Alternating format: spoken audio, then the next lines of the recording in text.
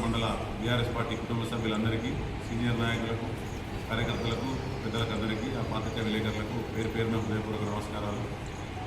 Ganneruvaram BRS మండల party ఆధ్వర్యంలో 21 August 2026 రోజున, శుక్రవారం రోజున మహాపాదయాత్ర గన్నేరువరం గ్రామం నుండి, మండల కేంద్రం నుండి గుండ్లపల్లి వరకు జరిగే కార్యక్రమాన్ని పెద్ద ఎత్తున గన్నేరువరం మండల ప్రజలు, యువకులు, కార్మికులు, కర్షకులు, ఆటో యూనియన్ నాయకులు పెద్ద ఎత్తున సహకరించి ఇట్టి పాదయాత్రను విజయవంతం చేయాలని కోరుకుంటున్నాం. ఈ పాదయాత్రలో గౌరవ మాజీ శాసనసభ్యులు రసమై బాలకృష్ణ గారు, అంతకుముందు ఎంపీ గారు వినోద్ కుమార్ గారు, పెద్దలు, పార్టీ పెద్దలందరూ కూడా పాల్గొనడం జరుగుతుంది.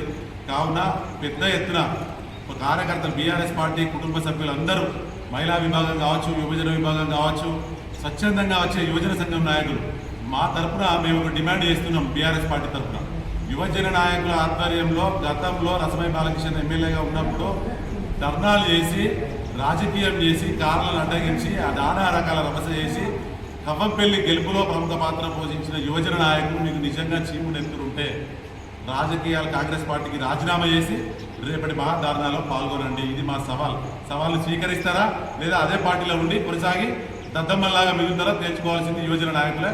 అప్పుడు ఎవరైతే ప్రముఖంగా పాల్గొని ఎవరైతే విజయవంతం చేసిరో ఆ నాయకులకే హెచ్చరిస్తున్నాం. దమ్ముంటే పార్టీకి రాజీనామా చేసి మాతో కలిసి నడవండి. ప్రజల కోసం కొట్లాడారు కదా అప్పుడు, ఇప్పుడు కూడా రవాణా కోసం, ప్రజా రవాణా కోసం ఆ 72 కోట్లు రసమై బాలకృష్ణ అన్నది ఇచ్చిన జీవో ప్రకారం గుండ్లపల్లి టు పొత్తూరు రోడ్డు నిర్మాణం కోసం మూరెడు లోతు ఆటోలు పోతుంటే ఆటోలు మునిగిపోతున్నాయి అందులో.